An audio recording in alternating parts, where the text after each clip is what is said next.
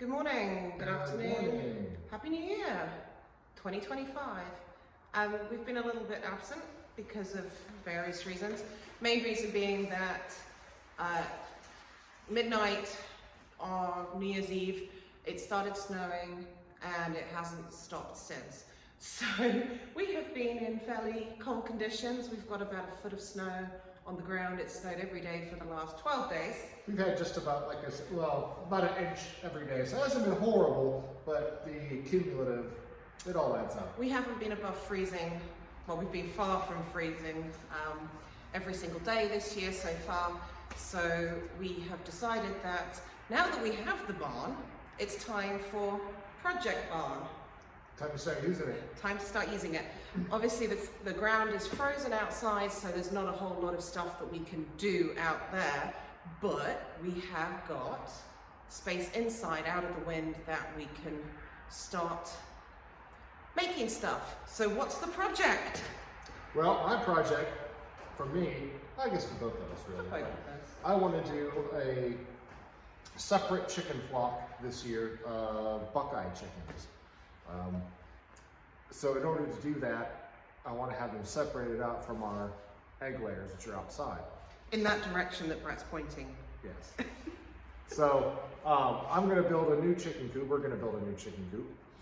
We downloaded some plans from another YouTube channel we watch called Sow the Land. Shout out to Jason, thank you very much. Jason and Lorraine. So I've taken his idea and I've kind of changed it around a little bit. The plans originally call for I believe it's a 4x4 base, which will be a 4x4 coop, and then you build it up from the platform up. I think we're going to be double. I take that back. I think it's 6 foot, 6x6. 6x6. Which we can get 6-foot boards, or you can get 8-foot boards. So I thought we'd buy the 8-foot and then not even bother cutting the 2-foot off and just go 8x8. So we're going to try that and see how that goes. Kind of behind us, you can kind of see we've started laying out the boards, just getting the shape and everything down to put together. Attach some 4x4 posts, and that should be a good base with a little bit of plywood on top. The plan is we're going to build it pretty much inside the barn, and then when we finally do get the snow melting, we're going to pick the right spot for it to go, and then we'll move it outside using the tractor. We may trim down the top. We may not make it 8 foot tall. The door going out is just under 10 feet clearance from the floor to the top, and that would assume that whatever you're moving out would be flat going across and not be tilting one way or the other. So I think we're going to cut a few feet off and hopefully aim to have the whole thing being 8 feet tall. So 6-foot walls with 2-foot 2x4 height off the ground, which will give enough clearance off the ground to keep animals out. We'll give the chickens a little place to run and hide if they want to, keep out of the sun, and keep dry. So that's the plan. There will be more, the roosting bars will be on the inside, and it should hopefully hold somewhere between 20 and 30 chickens. We'll see. That was the original, the 6x6 coop said 25 chickens, so I'm thinking 8x8. Whoever said chicken maths isn't a thing hasn't met my husband. It's a real thing. It is a real thing because we're also planning on the annual addition of another 4 egg layers to the existing 10 egg layers. So that will take us up to the 14, which is 2 chickens away from the maximum capacity of the current chicken coop for the egg layers. So yeah, we might end up with like 40 chickens this year. We're going to just go with it, see how it all pans out. The Buckeye flock I have, or will have, they're good egg layers. They will lay through the winter as well, the whole time, which most chickens won't. Buckeyes also are voracious foragers, so any bugs, insects, whatever's out in the grass in the yard, hopefully they'll get rid of, including ticks.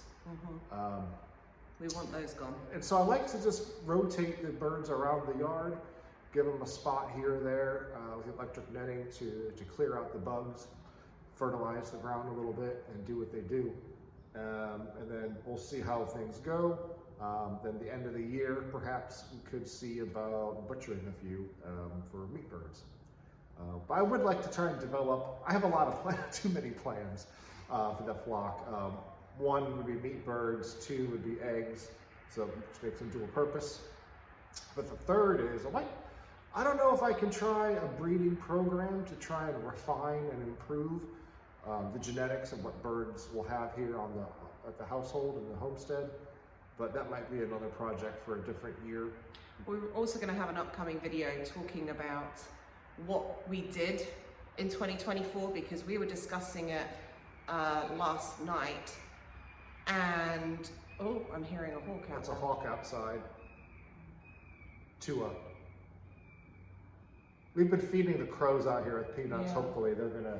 I'm just going to quickly look over. Yeah, make sure the chickens are good. Because we had a little bit of an attack the other day, but we can get into that on another video. Yeah. Everything was fine. Yeah, everyone's well and everyone's accounted for. But yeah, as I was saying, we're going to have another video coming up talking about what we achieved in 2024. A lot more than we realized once we started talking about it last night. Our plans for 2025, we have a lot of plans for 2025. Hopefully we'll have something put together in the next few days to share with you. It's exciting, the realization of how much we have achieved in the 3.5 years that we've lived here is actually quite something. So yeah, look out for that one. It's really interesting for people that either haven't seen the property in a long time or saw it in the beginning to what it is today. You know, we see it kind of every day in and out. You know, it's kind of like, you know, kids get older and you see them getting older, but you don't quite see it until you turn around one day. You're like, oh crap, you're old now. You're tall, you're driving, or getting ready to drive. So, you know, the land is somewhat similar in the same regard that, you know, little changes over time, you don't really necessarily see it. But when you take a step back and look at the big picture, it's huge. It's a massive difference from what it used to be just a few short years ago. Very much so. So anyway, we're gonna crack on and do some of this chicken coop, get started, put the first screws in at least. Yep. And we will speak to you all later. Have a good one. Bye. Say bye, Brett. Bye, Brett. That's all right.